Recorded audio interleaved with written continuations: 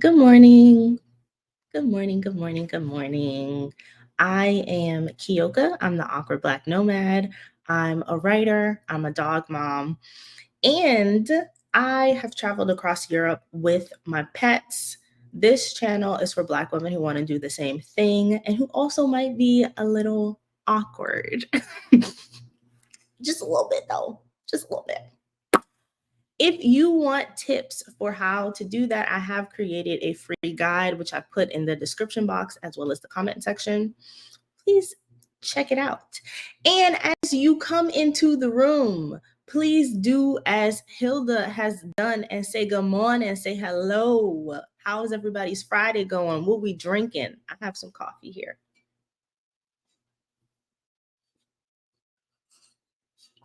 Good morning, Eileen. Hi, come on in the room. I'm always singing and I can't sing. It's not my gift. Hello. I think this is Angel.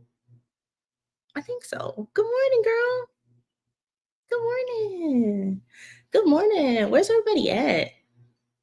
Hi, Wendy. Wendy, are you going to the Dallas meetup? That's on Saturday, which is tomorrow, because I don't have my days together. So I think I'll be there. We'll see. You know what? We'll see what it's giving. She said coffee in Oregon. Child, I never know where she's at. I never know where she's at. I love it. I love not knowing where my friends are. I love it. So we'll give it a few more minutes and then I'll start on my topic. You guys, I have notes. I'm excited. How's everybody's week been? I'll tell you what I've been doing. So while I was traveling, I put everything in storage and I've begun the slow process of sort of unpacking now that I'm back in Texas. And one of the things that I've unpacked are books. So I have been reading Miss Mama's Illustrated. Okay. And when I tell you I'm having a geeky old time. Love it. Love it. Good morning, Tangela. Good morning, Cheryl. Hey. Hey, girl. Hey. Good morning. Good morning. Good morning. Please like the video. Please speak. Say hello. Say good morning, y'all. Let me know I'm not by myself in here. Even though I do talk to myself a lot. So I'm okay with that. Yeah. All right. So today I wanted to talk about my experience as a digital nomad. Um, when I was traveling across Europe with my dogs, who are very quiet this morning. Um, oh,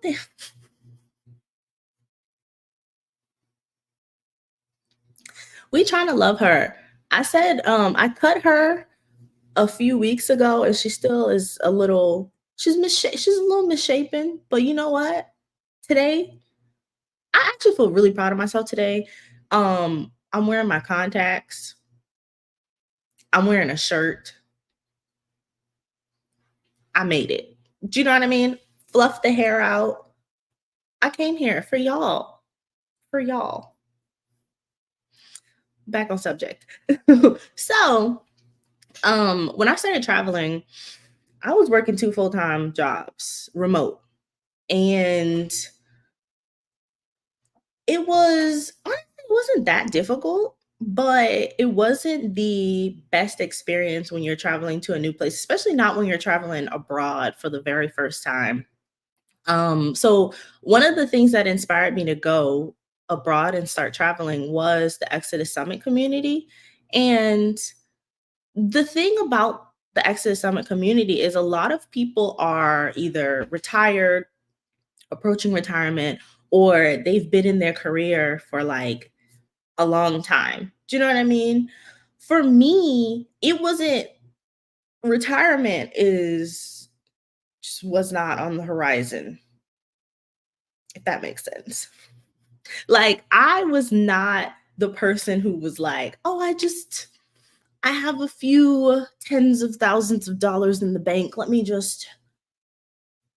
was looking at it from, okay, well, how can I travel on my salary? How can I travel within my means, the life that I currently have? I didn't want to have to plan for travel. And honestly, I think a lot of people are thinking about that now because it's like, I don't get into politics, but the impending doom of the American empire is a little depressing for everybody. So a lot of people that are in their 20s and their 30s and their 40s are like, no, no, no, I want to have my experiences right now, like today. So for me, I didn't even consider taking a sabbatical, which I would like to take a sabbatical and we'll get to that. But I was just kind of like, okay, I want to travel. How can I afford to do it? And I was already working. And what I ended up doing was I replaced my living expenses with just my travel expenses, really. It there was not a huge difference in price, just because the cost of living is so high. And I was able to do it. But I think sometimes when people talk about digital nomading, they're not really given the real tea. They're given kind of like, the filtered IG version of what life is like, right? Because the reality is like if you have like a job that, yeah, is allowing you to be remote, allowing you to be in a different country, using allow. I don't know if I like allow, but um there's gonna be time differences, there's gonna be limits to really what you can do. I think a lot of people think, oh, I'm just gonna be like working on the beach. There's no Wi-Fi on the beach, girl. And when you're on the beach, you want to be on the beach. Do you know what I mean? Like you want to be in the sun, you want to be relaxing, you don't want to be taking a call. So there's perception and then there's reality. Um Oh, good morning, Stephanie. Hi. Hi, Eileen says having clothes on is good. Thank you very much. I'm covered. Covered today. Um, so yeah, there is a difference between perception and the real life experience of traveling long term, nomading while also working. Uh, so I think for me, I'm fortunate enough to where the kind of work I do, I actually do enjoy. Like I said, I'm a writer, a copywriter, so I do work in like the marketing space, but it is like there's the creative outlet of writing, right? That I still like. And I think that's better than, having a job you hate that you kind of forced to do, or being in a space where you're like, how do I apply my skills in a different field so I could work remotely? I kind of already had that situation where I was just in the US working remotely. And then I worked abroad remotely. Um, yeah. Let me have a sip of my coffee. I've been talking for a long time.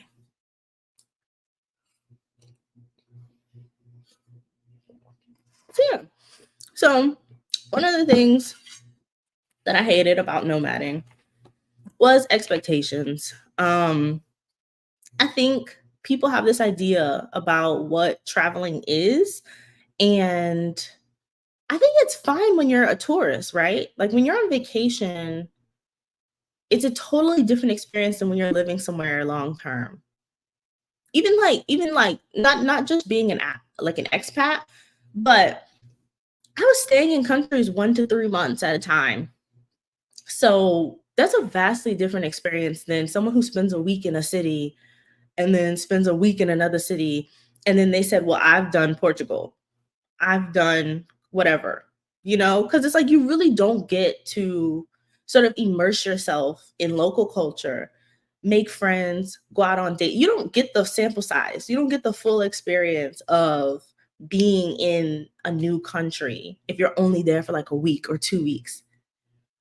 So for me, it was almost like I could like sort of like really get the full shebang by staying in a place longer than a couple weeks or a couple days or however long people travel.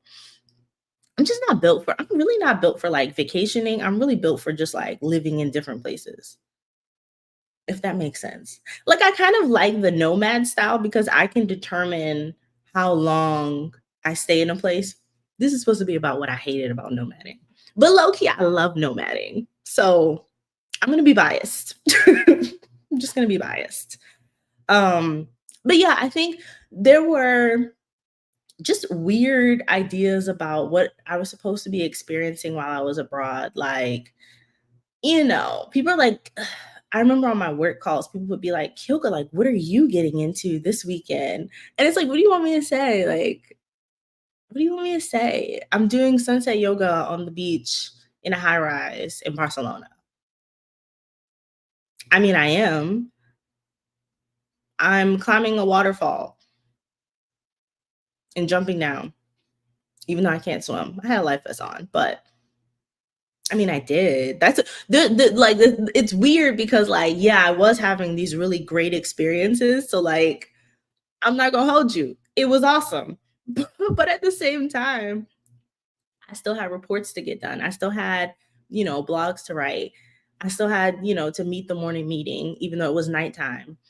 I think that's another thing. The time difference can be intense. Um, so there were times where I probably had to work into the night. I think because of the nature of my job, though, I was able to get my assignments done and then tap in for my meetings and then sleep. And so I would use daytime to either catch up on work or really just explore a new city. So for me, I'm not really like a nighttime girly. I'm not like going out a bunch. And actually, I'm having one of my friends come to the channel and she's a nighttime girly. She's heavy extrovert. So hopefully she'll give some experiences. She's stayed in Spain. I met her in Barcelona. But she's been all over like Asia, and we're gonna have her come on the channel. She's gonna talk about that in a few weeks. So stay tuned. But yeah, I'm really outside like that. Like I can count on my hands the times that I've been inside of a club. Um, so yeah, like I was fine working at nighttime. If you're somebody who likes to experience that though, it's all about time management. So maybe digital nomading is not the best route if you're going to have to keep to like US hours while you're traveling. Another thing is I was in Europe for the most part. So it would be different if you're in Asia, right? Because there's a bigger time difference. Another thing I didn't like, not didn't like, right? But just something I noticed is travel fatigue, right? So, and it's funny talking about travel fatigue when I stayed in places for so long, but I liked, I'm just a I like having a home, like something that feels like a home, you know? Let me read the comments. I see my home skillet biscuits in the comments telling me what's up. Buenos dias, Zolani. Zolani is in Mexico. Buenos dias. Stephanie says, I lean more toward staying in one city for several weeks as well. Exactly. I don't like having to pack and unpack. I just like to chill. My vibe is really chill. I think that's for me. Like I'm just a person, really I could live anywhere because I think I don't ask a lot from the environments that I'm in. I don't feel like I do. I don't know. What was I talking about? Yeah. So constantly being in a new place, I think can sort of get overwhelming, especially when you're an introvert. So something I noticed about myself is I have to prioritize my rest. I have to prioritize my rest. I have to prioritize like my low days, right? So days where I just need to be inside. I need my creature comfort. So maybe that's like reading a book, maybe that's watching like a show, having snacks. That's just who I am. And that's going to be me like no matter what country I'm in. Um and I think sometimes when you're constantly changing environments, it's like it can be overwhelming, you know? And the reality of it is, yeah, I was staying in places for 3 months at a time. So my thing is, my threshold is actually 3 months, right? So if I'm staying at in a place, at 3 months, I've decided whether or not I like it. I've decided whether or not I'll come back. Hopefully, I have seen everything that I want to see, and I'm ready to go. It just takes me 3 months to get to that place because every place that I've stayed at, that I've stayed in less than 3 months, I'll be like, oh, I could probably go back. Like, trying to think of a place.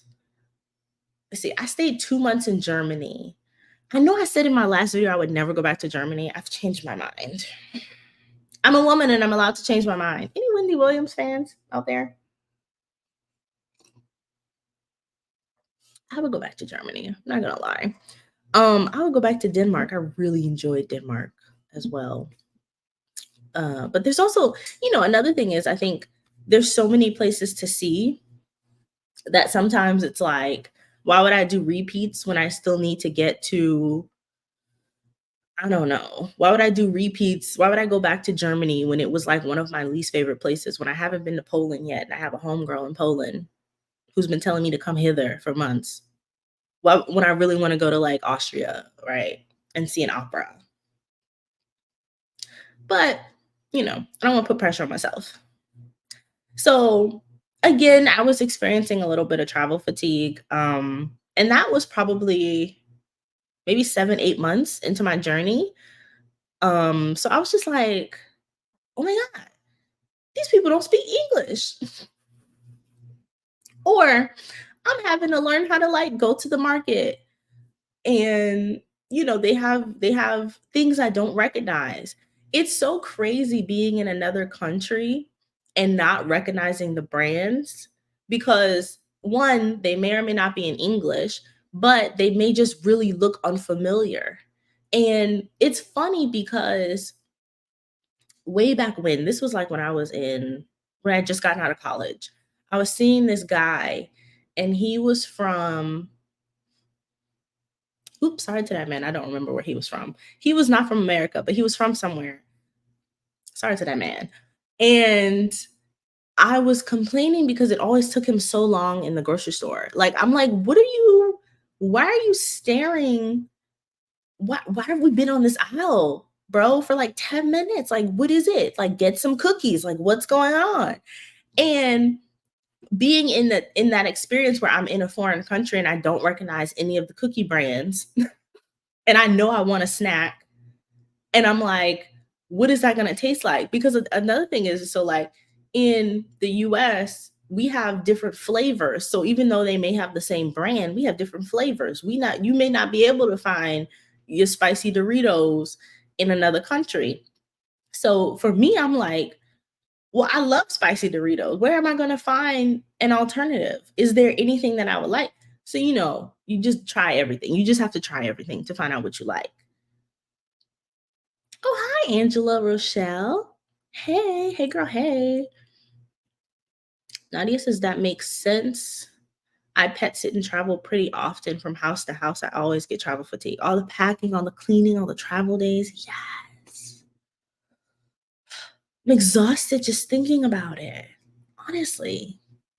It's like when you go shopping and then it's like having to try on clothes. The girls who know, they know.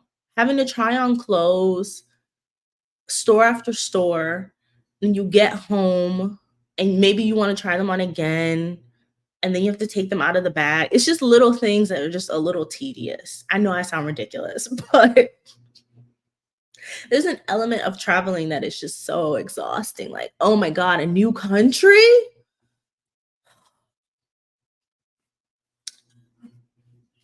I'm barely making it.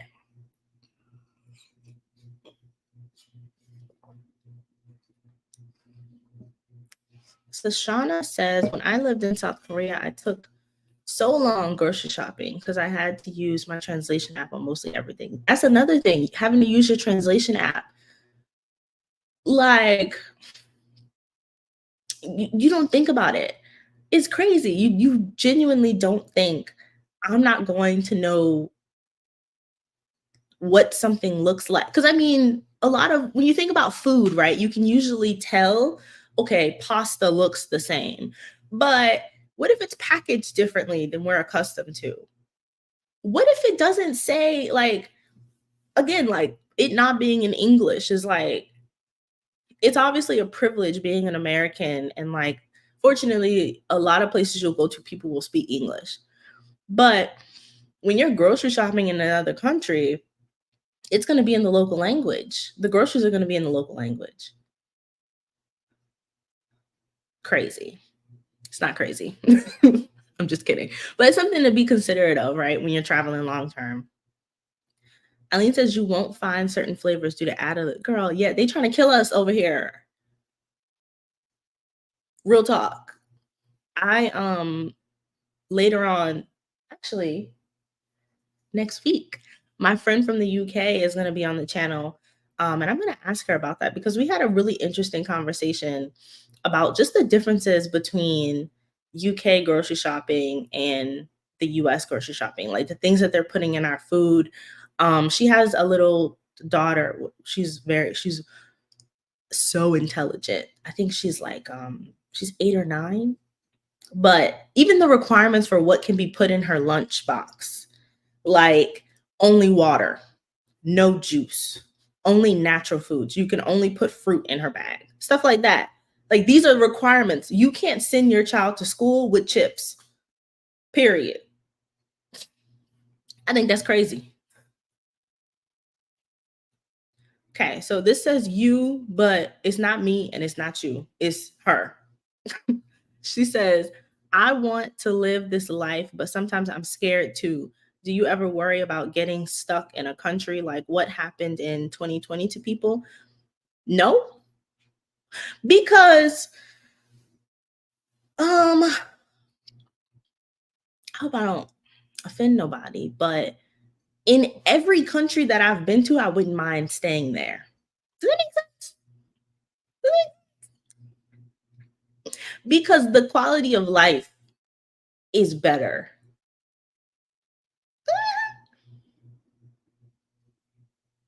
And then also, I think worrying about something like 2020 was kind of the impossible happening because we've never had an event like that before where people were getting stuck in countries because there was this pandemic happening. And I don't know that I don't know that how likely it is that it'll happen again.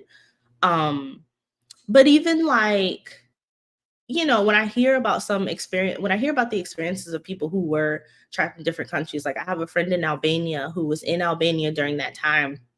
She says, obviously Albania is a very small population, but their COVID restrictions were just different, right? Like, and then also it was a time for people to build community. So that's one thing. People were naturally already staying within their community, and then they were taking care of each other because they were neighbors, right? So she would have her neighbors bring her food, or like she would help, I think her neighbor in particular was like an elderly woman. So she would bring her groceries and drop them off. And like, there's this sort of communal sense that we kind of don't have in America. Like in the US, when the pandemic was happening, everyone was sort of in their own like silo, and then there was just all this social unrest that I don't think other nations really saw. I hope that answers the question. I have been worried about not being able to take my dogs with me somewhere because that would limit how I would travel. Like my worst case scenario would be, sorry, we're not going to take your dogs on the plane. Sorry, we're not going to let your dogs into this country, because obviously that means I'm going to have to stay wherever it is and I'm going to lose out on money. But, we'll find a way. I think that's the difference. So because I've been traveling long term before, any fear that I may have kind of have has been overcome by my ability to navigate the situation in a way that, like, oh, I'm actually like capable. Oh, I actually, the worst thing has now happened. I have my own resources. I have my own wherewithal to get out of this situation, and it didn't kill me. It didn't, like, you know, leave me in financial ruin. It didn't, nothing really bad happened. And I think sometimes when you have these sort of restrictions and boundaries on the experience, it gets you so afraid to even take that leap that it's kind of pointless. I hope that makes sense. Zelani said, I'm vegan and celiac. Food shopping abroad is tedious. Yeah. Like, that's another thing to consider. That's another thing to consider. When you have like conditions or you have a specific diet, um, especially where you at, Zolani. I feel like in Mexico, I'm pescatarian, but I feel like in Mexico, I'm gonna just eat whatever they give me. Even though I have like eczema and everything. I'm just gonna be like, okay, whatever. Yes, abuela, yes, whatever you put on the plate, I'm gonna eat it and get sick. Thank you. Um, Another thing is, and this obviously is gonna vary for people, but I miss my family when I was traveling. So originally, I built out an itinerary for the year, and I'm a crazy organized person. So I broke it down by the day. Like, okay, I'm spending the month in Spain. I'm giving myself days for rest. I'm giving myself days to do certain activities. I have, the cost of things down. I have links to resources. I have links to websites if I want to buy tickets ahead of time. I have a section for guides on how to take a bus. Like, my itinerary was intense. I might share with you guys one day if anyone thinks that would be useful. I don't know. It could also be overwhelming. I don't know how people take that information, but yeah. So um so I planned out 12 months of me traveling, and I didn't plan a trip back home. Good morning, Diamond. Hi. Love the gallivanting grandma. I saw her in Spain. I think I talked about this last time she showed up, but anyways. Hey. Um so yeah, I didn't plan a trip back home. So I was traveling, I think it was in August, and that's really when I was starting to feel travel fatigue. I was in Albania in the summer, and just there were a lot of things you can't find a lot of things that you may be used to in the US, right? You're eating a different diet, you're in spaces where people aren't speaking English. Sometimes it can get a little confusing. Sometimes it can be overwhelming trying to like navigate certain spaces. In Albania, they don't mean any harm, but they stare at you a lot. That could be overwhelming. And I really miss my family. Like, I really wanted to go home. I really hated being like in a separate time zone as everybody that I knew and loved. So I think, yes, there's this really great idea of like you're traveling and you're able to like go to all these different places, but you miss people who people you're comfortable with. And so I ended up just booking a trip to go home, finding a dog sitter in Albania, of course, not bringing the dogs. There's no reason to bring the dogs like that long of a journey if I knew I was coming back. But I found I booked a trip home, and I just came home for a week, and I just visited my family, and I was like, you know what? I really should have thought about this. I don't know what I was thinking. When I was planning my trip, I was just like, I don't need to see these people. I don't care about my sisters. They can catch me on the flip side, or they could come and see me. That's why I was heavy on that. You can come and see me. I'm not going to the moon. But really, I miss my sisters. Like, I miss my sisters. I miss my auntie. I missed Jack, who I babysat, which is why we didn't have a Friday chat last week. He alive. We made it. I took him swimming. But like little stuff like that, like having that time with your family. And my family is really small, and Jack is 8. I think he's 8. But like, having like a little kid in the family and wanting to be around, wanting to be remembered as like, I want to be auntie. Like, I'm the auntie. You have to know me. So I think considering that, and like, because only you are gonna know your personal situation and your connection with your family. and incorporating that into your plan. Maybe you do need to have a trip home in the itinerary. Maybe that looks like 3 months. I want to catch a flight and go back home, right? Or maybe once a year, like I did. It's fine. It's good. It's good. It was good for me. I ain't gonna lie, I miss them. Really. Um, Another thing is that I didn't like about being a nomad is not having a car. It's corny to say that, but you get really comfortable, like your get up and go and being on your own time is a privilege, right? Like it's you so is AC. So is AC. That's a privilege, by the way. But having your own car and like, okay, I don't want to be somewhere. I have to go. I'm going to hop in a car. And renting a car is significantly more expensive, especially when you're trying to drive out of a country into another country. And grocery shopping is different when you don't have a car. That's something people don't think about. You have to carry your groceries, sometimes up a hill. And I mean, don't I like having a walkable city? I really love having a walkable city. Like, even last month, I was in London. I did something like 30,000 steps in one day. I was lost, but I did, but I did like 30,000 steps. Like, it's crazy what you can do having a walkable city and not just getting in your car because it's easy for you, like because you don't really have another option. It's like walk, catch the bus, catch the metro. Maybe you want to catch a taxi, but sometimes taxi isn't the most efficient way to get to a place. You know, I think at least here in Texas, because it's not a real walkable city, it's not a walkable place. Um, you kind of miss having a walkable, area. But there are some perks to driving everywhere. You know, there's some perks to driving everywhere. Those groceries get heavy, but you get guns. You get guns.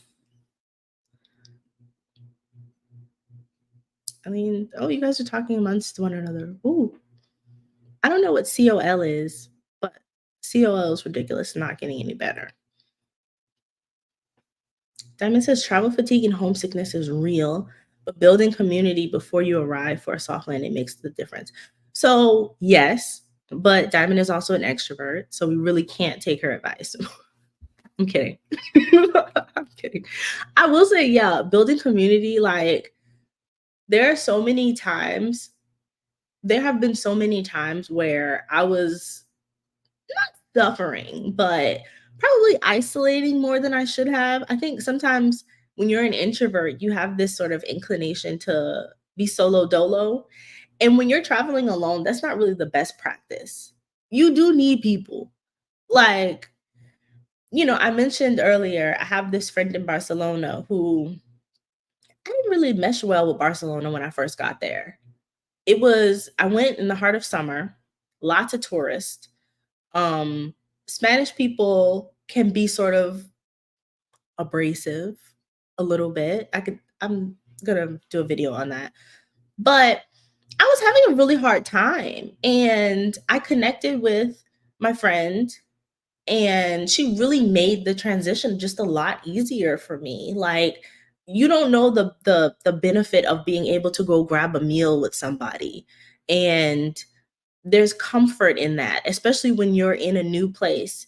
Um, I talked about this in my other video where it's like you're pushing yourself a lot. Like, making the decision to go abroad is already such a big deal. It really is.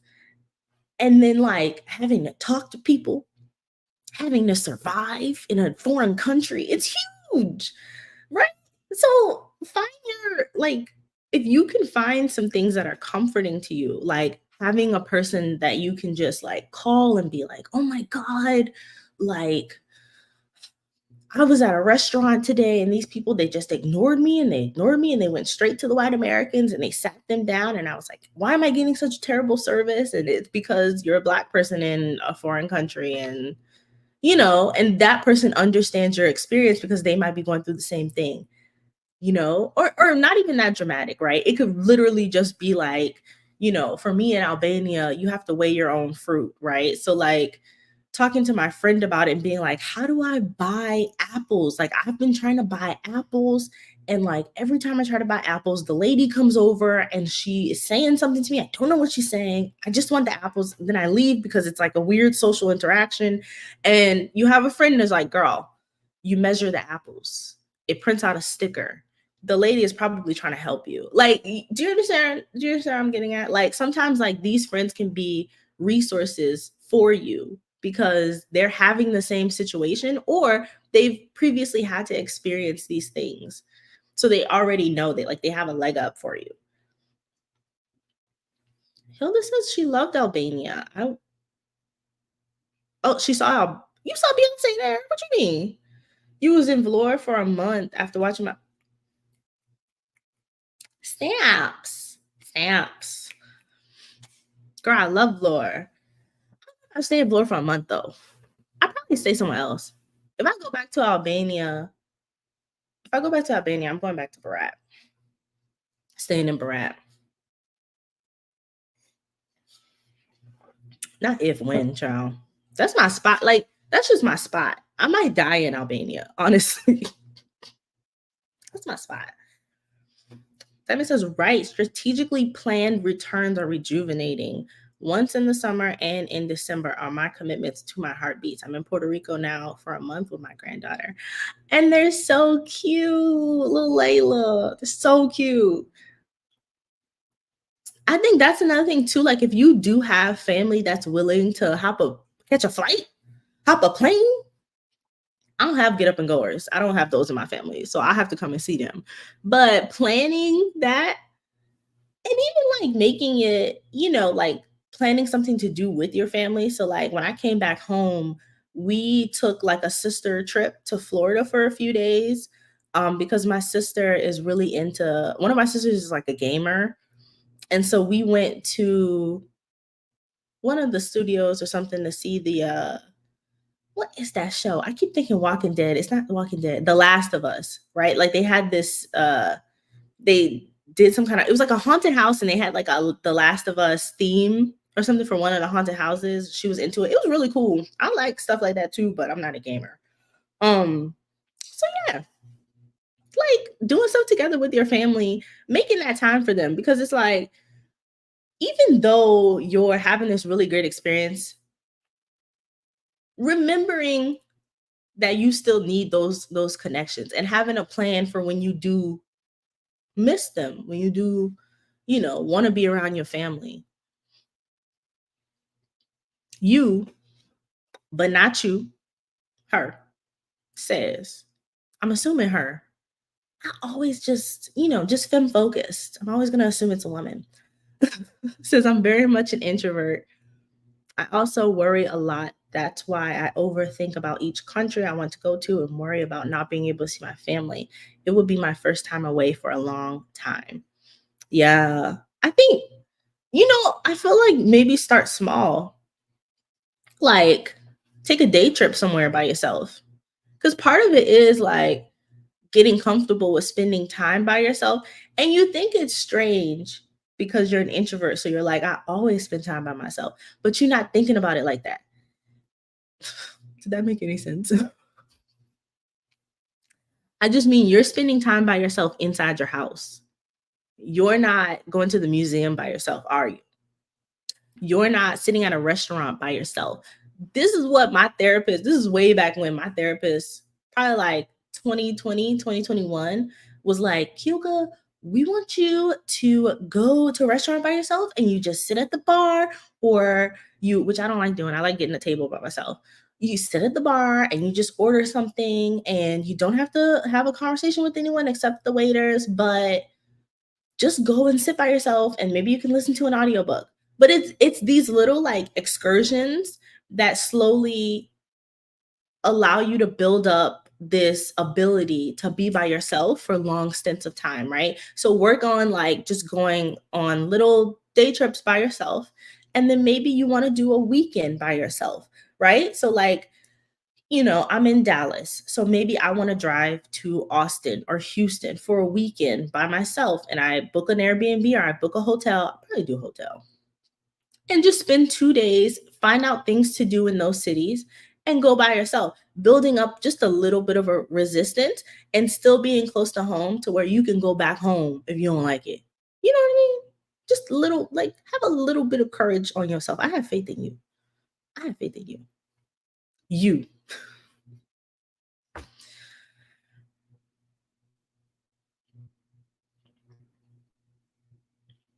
I read your other comment. I'm gonna say, I read your other comment. I'm not gonna put it up on the screen, but yes, you, yes. Yeah. See, Diamond, see, this is the advice an extrovert give. See, Diamond immediately go to Mexico. Let me tell you, we talking baby steps. We're not talking about go to Mexico. We talking about go somewhere else. This is extrovert advice. Thailand. I've heard great things about Thailand. The friend who I have coming on, she's been to Thailand. I have to set a date with her. But yeah, I will ask her lots of questions about Thailand. Then. So I see there's a lot of interest. Good morning, Yvonne. That's my writer friend who encourages me to do more writing than what I do. But one day I'm gonna do it. I've been saying that for like months. You know, I love it. I love it. Good morning, y'all. Yeah, everybody, yes. Go with yourself, not by yourself. Change the perspective.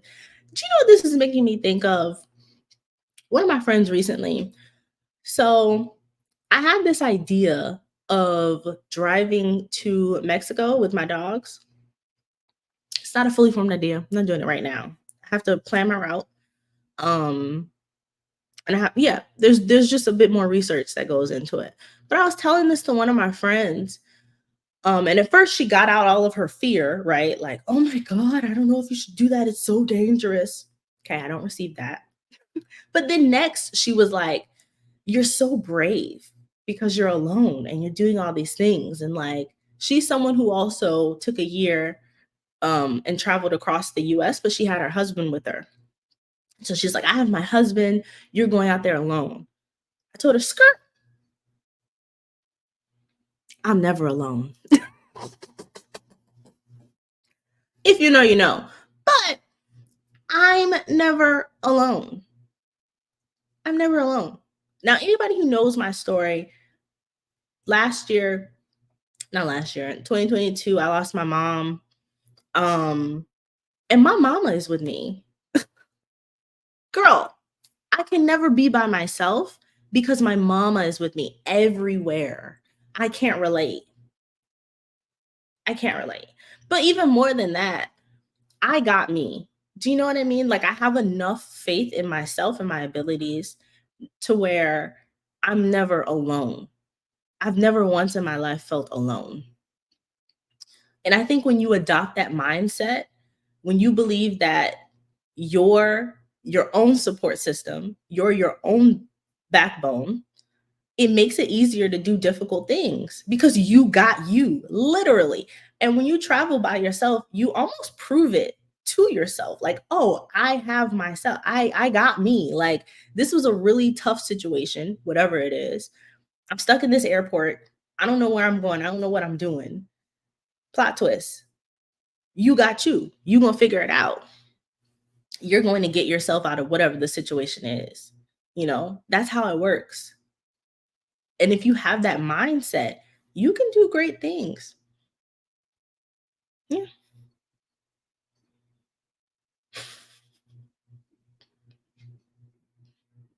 What do I be talking about? I just be going on tangents. Like,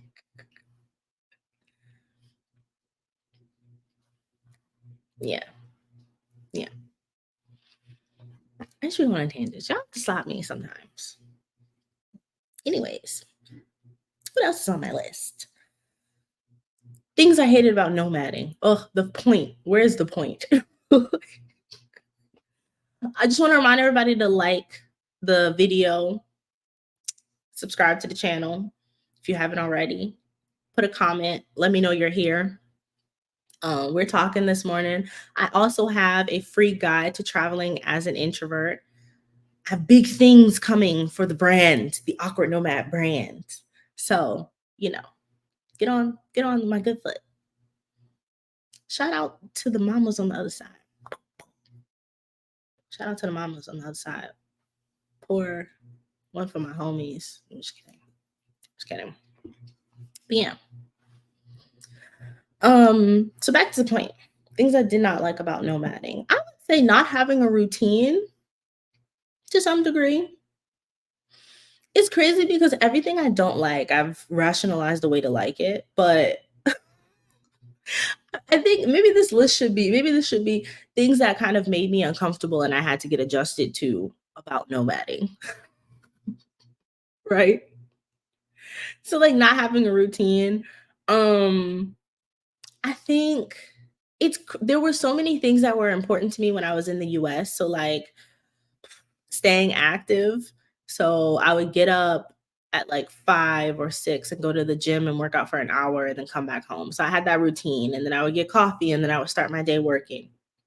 And I would work for 8 hours and I would get off and I would walk the dogs and, having that sort of repetition in my day. But when you're abroad, you kind of just like go with the flow almost. There really is no routine, you know? And it can be kind of alarming because you might be like, okay, what am I supposed to do? Right? Like I saw the museum already. Like I had it on my list today to see the museum and I went and I walked around and I had, an ice cream cone, whatever. What am I supposed to do with myself? I think it's great that you're asking those questions. I asked those questions. And it gave me an opportunity to learn myself, be comfortable with myself, be comfortable with not knowing my next step, not knowing my next move all the time. And I think when you do that, you kind of let your day take you. You kind of let the experience take you. You lean into the unknown in a way that not having a routine. Angela says, "Did you not find new routines while abroad, especially while still working?" Yeah, sort of. Depends. I mean, I think so.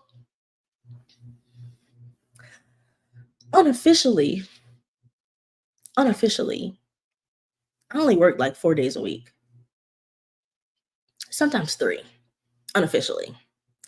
And I don't know. I think it's different, right? I think it's different when you have a flexible work schedule because for me, if I hit all my deadlines and I didn't have any meetings that week, I only would have one working day. So it kind of left me open. I don't have a traditional job to where I have to like clock in and clock out or even be online. Um so it's different. I wouldn't even compare it to what someone else might be doing abroad cuz it's different. You're working on deadlines. So as long as you hit your deadlines, as long as you meet your KPIs, you kind of can't set a schedule around that. Yeah. If anything, while I was abroad, I learned to sort of enjoy having a slow morning. So I naturally wake up early. I'm an early riser. I wake up at like 6, 7, and I just walk around the house. I just walk around with my coffee. When I was abroad, I would walk to a cafe, probably journal, probably walk to the park, just very slow because you don't have to be anywhere. Like, it's a different experience when you're not looking at the clock all the time. I think in the US, especially, we're so beholden to time. Everything is so rushed and like fast paced that like When you're traveling, there is no schedule. And it can kind of be worrisome, right? Because things are going to take as long as they're going to take. That's another thing. Is because life is slower in other places, people take their time. But when you go to restaurants, people are going to take their time, right? When you're at the bus stop, now it could be one of those places where they have a, super efficient transportation system, but it could also be one of those places where they decide to take a smoke break in the middle of a route and you're just like sitting there for 10 minutes and you don't know what's going on and they don't speak English, so you can't ask. You have to be comfortable with just like unexpected things that happen outside of your control that throw you off your internal schedule all the time. I like it though. Again, like this is not the real title of this video should be things that are kind of uncomfortable, but I grew to like about nomading. And just as I feel like a lot of us are so overscheduled in the US, we don't take time to experience life. That's so true. That's so true. We don't really, but we also don't give ourselves the freedom to experience life, you know?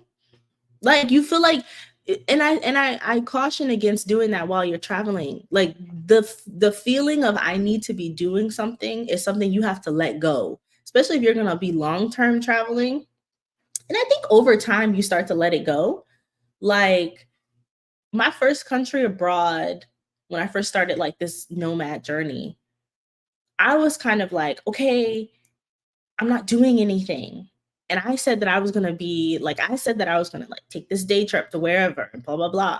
And it's like you don't really have to do it. Like you can just do it another day. Like we put so much pressure on ourselves to I want to say perform, but it's not even a performance. It's like, who are you performing for? This is supposed to be for you. No one's watching. You just have to enjoy yourself. Do people know how to enjoy themselves? And I'm not talking about like the IG version of it, right? Because everything's fun when you're, spending a week in Costa Rica and you guys are jumping into lakes and whatever you're doing. You're like on the side of a cliff. But everything's fun for a week. Is it fun for a month? Can you do that every day of the month? Because it's not realistic. Like, because it's just not realistic. And I mean, yeah, there's great again, it goes back to like perception versus reality. Like there are great experiences, but the reality of it is you're going to have to make groceries. I say make groceries because I'm from New Orleans.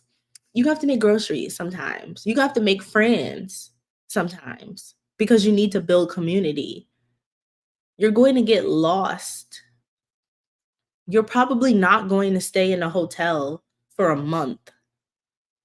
So that means you're going to be on your own somewhere. Like there are certain realities to the travel experience that I think people don't know because they're in vacation mode when they're only short-term traveling. When you're long-term traveling, you kind of can't be in vacation mode. You're not looking to buy souvenirs all the time. That's another thing.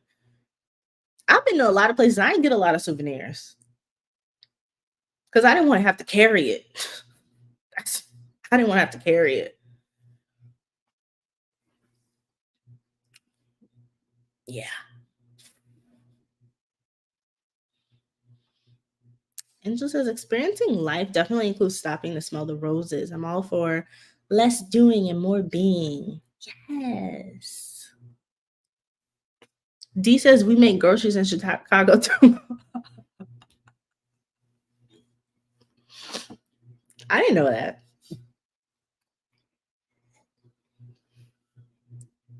I didn't know that. Another thing I didn't like about nomading, and I'm thinking about this because I see D's name up there, is the unexpected expenses. So I talked about this a little bit in the beginning. When I started traveling, I didn't really have um, a long term financial plan.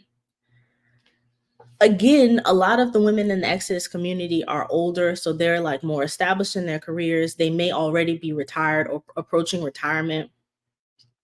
So for me, I'm still of working age. I'm not even in this country, I'm not even thinking about retirement, child.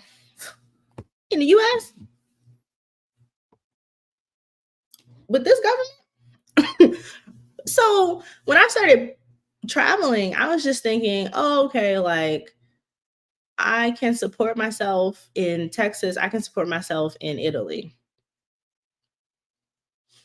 Because in a lot of countries, it was cheaper for me to live there for a month or 2 months or 3 months, than it was in Dallas. Because but when I started thinking about, okay, working and traveling is not as great as I would like it to be. I started thinking like maybe I want to take a sabbatical. Maybe I want to try traveling without having to work all the time. And how can I do that? How can I set myself up financially to be able to do that?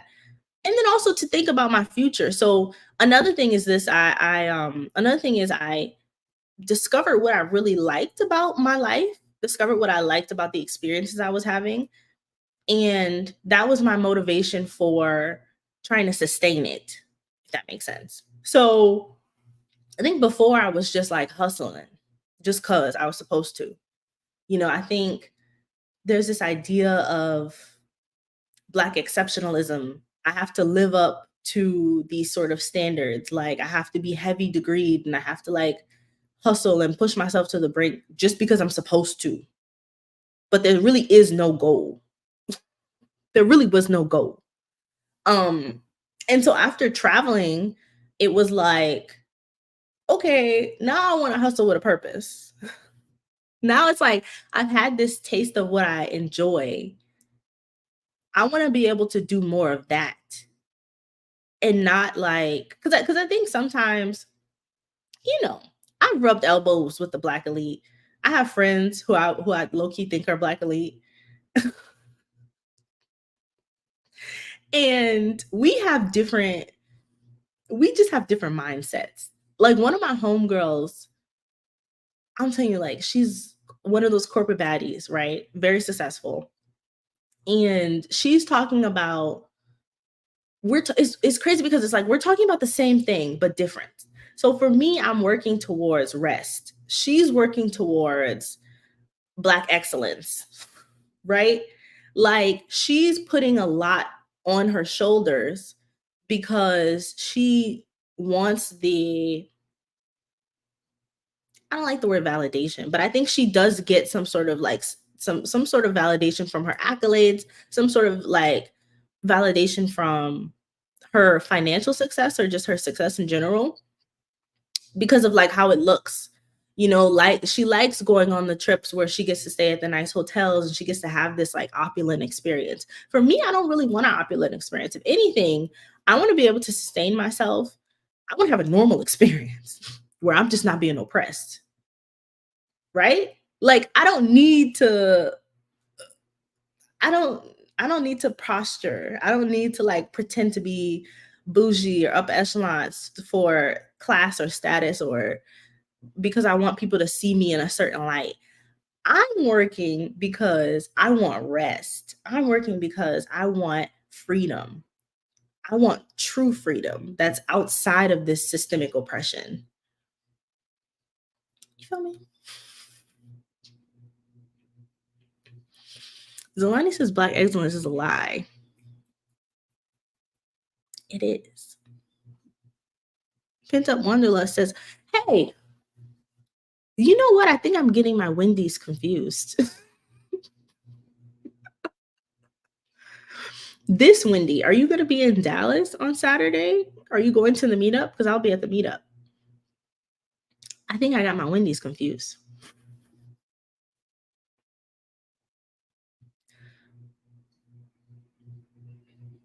Angela says, oh no, Yvonne says, let's work on the verbiage. Might be maybe manifest versus hustle. Fair, fair. Because I don't know, hustle conjures up imagery of Black struggle and Black strife. Whereas manifest means I'm creating the life for myself that I want.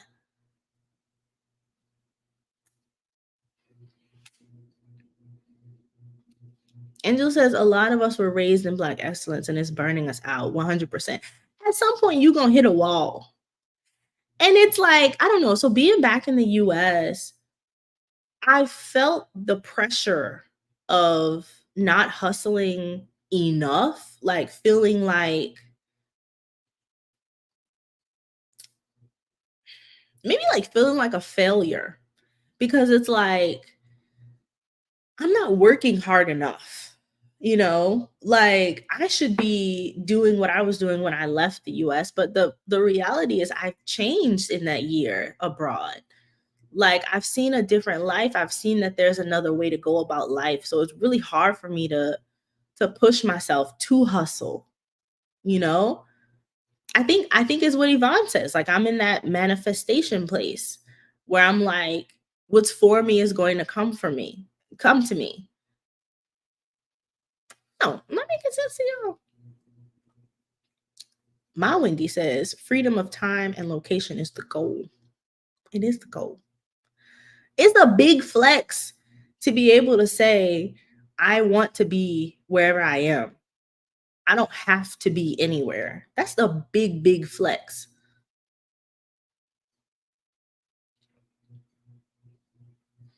You, not you, but her, says it's refreshing to hear your point of view. Oh my God, thanks. Cheers. She says she's an English major and she's just trying to live out here and be happy too. Are you going the academic route? What do you do? Are you still in school? I also study English. You know what I want to talk about, but I don't know if anybody's interested in listening. So, like, I have my master's in English in creative writing, and I want to talk about the suppression of the Black voice and how people try to fit Black writers into this standard of what is acceptable for fiction. Because I write fiction. Because I did not like my master's program at all. It was very, if anything, I feel like they were trying to drain all of my creativity from me. I don't know if anybody wants to hear about that. I'm gonna change the subject. Yvonne says, I don't hustle at all. People don't really care. It's all in our head for real, for real. It is though. It really is. Like you're literally, did Beyonce say that? You competing against yourself? You really are. No one cares. I don't hustle at all. I'm tired. Hi, Maya. Yeah, we in here. Yvonne says that's a whole. If y'all want to hear about it, I'll talk to y'all about it. I'll do it, and I'll pull up comments from my former classmates that really. And I'll talk about how I had a Black professor when I was defending my thesis who covered me. Like when I tell you those people, when I was defending my thesis, really tried to come for me. And if it wasn't for that Black lady who she wasn't even in my area of expertise, I pulled her in. She was Black studies. I do fiction. There were no Black fiction, or even there were no Black English teachers. At my school, I pulled her in and they allowed it. And if she wasn't there, I would have fumbled my thesis. Angela says it's your channel, it's your world. Talk about whatever you want. Ooh, okay.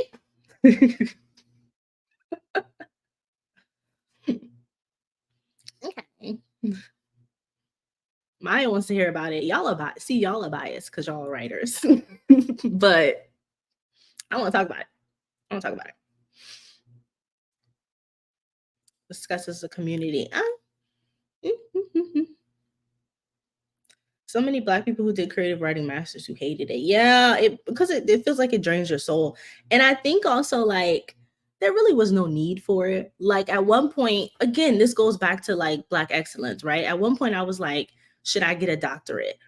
Low key, it was because I wanted to be called Dr. Kinsey. Because I was like, ooh, that kind of snaps. They're kind of snaps. But I don't know, like, again, losing my mom really put a lot of things into perspective for me because I was getting my master's for my mom. Really. I would literally hand over any award I ever got, any degree. Here, this was for you. Just so she could tell people, my baby got a man. Exactly. But somebody who writes for a living, it doesn't matter how many letters you have behind your name, in front of your name. It really doesn't matter. Like, can you do the job? So, and then again, it's all a distraction. It's all a distraction from actually writing, because what speaks volumes as a writer? Your portfolio. And if you don't have a portfolio, it doesn't really matter. Well, I mean, obviously, in your program, you're going to have pieces to show. But if those aren't refined pieces, if they haven't been published, kind of doesn't matter. All those accolades don't really mean anything. That's just so they can put it up on their wall. Exactly. So they can put it up on their wall. You know what my master's degree is right now? In a drawer. In a drawer. What do I do with this? You says, I take my last class for English this fall. I'm not sure if I'm going to the academic route. I was a para in the school system. So para. I'm thinking about para, like Spanish. Okay. Sorry, I'm so ADHD. Oh my gosh. Yes, my editing teacher really discouraged me. Girl, don't listen to them people. I don't know if the academic route is the para as a teacher's assistant. Oh. I don't know if the academic route is the best route. I don't know. I have a friend who is getting her PhD right now. She's in South Africa. So if you do consider, not that you asked for my advice, but I'm gonna give it anyway. So for me, I don't know if you're getting your master's or your bachelor's, but if I was to do it again, I would study abroad. Sounds like you're young. If you are committed to going the academic route, if you want to experience abroad, I would do it. If you want to study English abroad, I would do it abroad. Or find like a niche and find something that you're interested in writing about. I don't know if you write creatively. But yeah, I have a friend who's getting her PhD. She's in South Africa. She loves South Africa. They extended her visa, so she's been there longer than the actual program, because it's very easy for Black Americans to get visas in Africa. So I would look into that, do some research, especially if you want to go abroad. I think also having sort of a closed environment, so going abroad with other students, having a school, it kind of is a good way to dip your toe in. So yeah, if I could do it again, I would probably go that route and having to pay for everything out of pocket myself. Oh my God, being an adult, it's terrible. It's terrible. Susanna says, what genre do you write and how do you schedule in writing for yourself while traveling? So because I write, so what I do professionally is I write for marketing. So like blogging, emails, web pages, etc. As far as writing creatively, I really haven't written creatively. It's been a while. It's been a while. I think my master's program kind of took a lot out of me. And then my mom passing away sort of stunted me a bit creatively. So something I do want to do is get back into writing. But I always journal though. I journal in the morning first thing, because I think that's when your thoughts are clear. So, and I write fiction, just general fiction, or sometimes I write horror. So yeah. Jane Toussaint says, hello, everyone. Hello, Jane. Hi. This is a reminder for everybody to say hello in the comments and also like the video. Again, I do have a guide that I have in the description box and in the comment section for tips for solo traveling as introverts. You want to check those out? Take a look. You says, I'm not sure what else to do with this degree though. I know it's a good way to get overseas. I'm kind of tired of teaching. I've considered a blog. You know what? Do what you feel passionate about. Do the blog. Why not? If anything, doing the blog will give you an excuse to write creatively. And also, if you do want to go into marketing, it'll give you something it'll build your portfolio up. If you want to go into travel writing, it'll build your portfolio up. People can see kind of like the work that you've already done. I think doing a blog is great. I don't think you should go into it thinking, oh my God, my blog is going to make me a ton of money. It might. Amen. It might, but it's mostly about the experience of it, right? So yeah. Cassandra says, or you can take a year or two and teach English abroad, get paid to live abroad. Yeah, you could teach English abroad. I don't like teaching though. I apologize to all teachers out there. I don't mean no harm about it. I don't mean no harm about it. You can obviously teach abroad. You can go to Spain. I met so many American Spanish teachers or American English teachers when I was in Spain. Tons. Because they pay you, I think they have different, obviously do different prices, but they all include accommodation, most of them, right? They give you a salary that's not a ton of money, but honestly, for the cost of living in those countries, it's not bad. You can definitely live off of that. And you get to be in a new country. And on break, you get to travel to different places. So if you go somewhere in Europe and during some of the break, even like, and then also another thing, the US doesn't really give you a lot of off times when you a lot of PTO when you're working. So you may get like a week. In other countries, you'll get a month. You have a month in Spain to do whatever. You can obviously go to different countries. Traveling intercontinentally while in Europe is pennies on a dollar. Cheaper. Much cheaper than having to jump a plane. I didn't do it.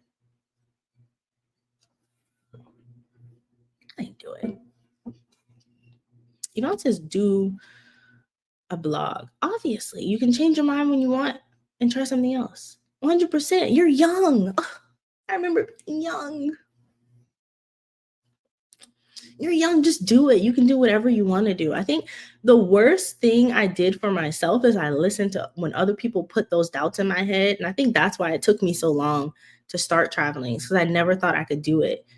You're young, like you have your whole world ahead of you, your whole life ahead of you. So yeah. Jane says I wouldn't mind teaching in Mexico. It would give me an excuse to brush up on my Spanish. Go for it. Go for it.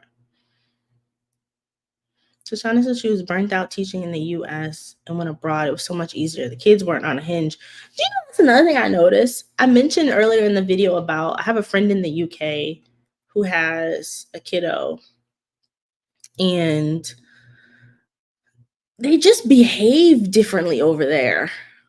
Like, and I don't know if this is just like my friend's kid or if all the kids are like that, because I don't be around kids. But, she knows about US politics. She's 8. I think she's 9. She's 8 or 9. She knows about US politics. She wants to talk to me about the Americans. She's just so precocious and like opinionated and well read, and like she talks like a little adult. I could see it. It's easier to teach in other countries than it is in the US. I can see it. Maya says she journals at night. It's a great way to reflect on the day and unwind after a day. These are all options. I love journaling. I think journaling is a good way to get out your thoughts so your brain is clear. Okay, the writers have taken over the chat.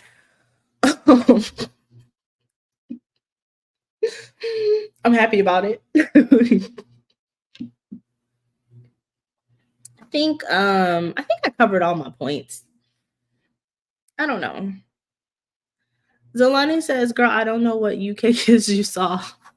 But as a Brit, she says that, but she's also raising like a beautiful, intelligent little girl. I don't know what she's talking about. She's also another person who is raising a child that is like above the rest. I don't know what she's saying.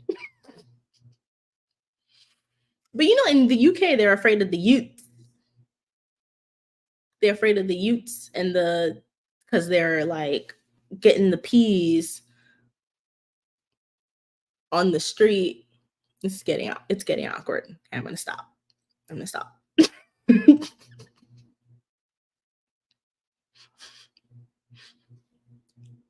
Maya says I'm taking a break from blogging, but I enjoyed blogging and it helps build my portfolio. Yeah, it's always good to build your portfolio. Wendy says, my daughter loved Europe vibe so much. She speaks how magical it is crossing those waters, and she loved how the teens were vibing. Something to think about. She says, you don't rate it? Can I cook? Let me cook. Let me cook. Let me cook. So I was watching a lot of shits and gigs this morning. So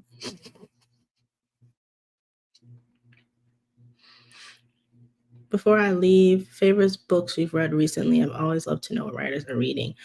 Something else I want to talk about on my channel is the books I'm reading. I see a lot of girls doing book reviews. It might be interesting. So right now, because I'm reading have you seen? So I'm rereading my Harry Potter books. These have full illustrated pictures. Massive, massive. I love. So I'm going through and I'm reading this. I'm also reading, I'm reading like several books. I can't even think of the names right now. I have this one here. I'm rereading this.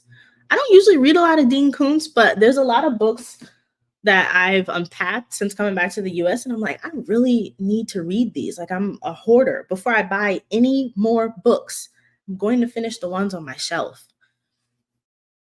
I think. We'll see. I also have some audio books going right now. So yeah, I'm reading Girl, Woman, Other by Bernadine. I think her last name is Evaristo. I'm also reading so I don't know if you've read, it's a TV show now, but there's this book by Anthony Doerr. Not the most popular one, but there's one called About Grace that I really like. So yeah. My friend Rabia is online again. She says, I'm reading 7 books right now. I think this is like an ADHD thing. She says, I tried one Dean Koontz one and I hated it. If you want to hit up half price, let me know. Don't invite me to things in public. Like, people are going to know that I leave my house. Relax. We can hit up half price. Are you busy today? Text me. Anyways, yeah, I mean, the Dean Koontz book he's not one of my favorites. It's just I have a few of his that I'm trying to get through. So we'll see. So yeah, everybody, I think that's time, right? What is Yvonne reading?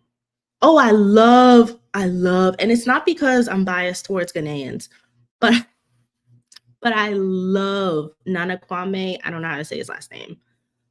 He has this one book called Friday Black, I think, that I really enjoy.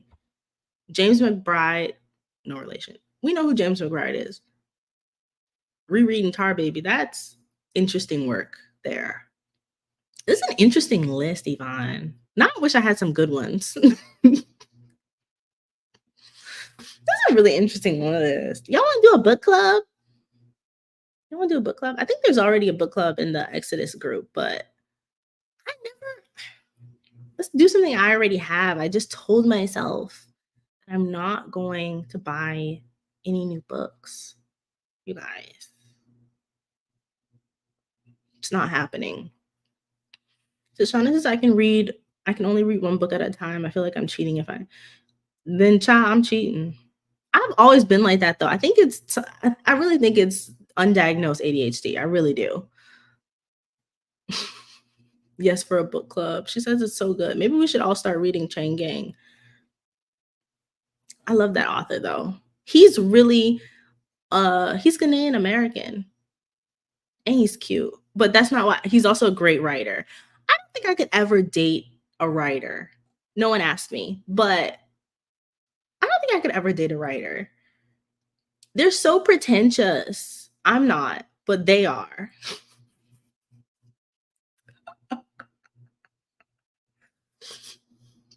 Rabia says they're all different genres. That's why it's easy for me to switch between. I think that's what it is too. Because it's different. Not even genre. I feel like it's just different stories, so it's easier for me to kind of like watching books. Reading books are the equivalent of watching TV for me. So it will be kind of like, you know how you have a bunch of different shows going on? Like, oh, I'm watching Real Housewives and oh, I'm watching Game of Thrones and oh, I'm watching it's the same thing. It's like I open a new book and it's a new TV show. If that makes sense. All right, it's the best communicators though. I don't know, Robbie. You tell me. I think there's a exactly. I was gonna say, Yvonne. I think there's a show coming out, or is it a movie for Parable of the Sour? We love Octavia Butler around these parts, by the way. She really is like one of the first Black sci-fi writers like that I got into, that I could read. And now there's obviously a lot of Black writers putting out work, but when I was growing up, there really wasn't a lot. I remember I used to work at Barnes and Noble, and Black parents would come in with their kids and be like, "What can my son, my daughter read that has Black people in it that's not in the urban fiction section?" Which is a different conversation because we're not going to talk about how they do urban fiction writers wrong. Anyway, let me get off here before we go off topic again. All right, y'all. Join me every Friday at 10 a.m. Central for Nomad Diaries. I'll find something else to talk to y'all about next week. All right. Peace.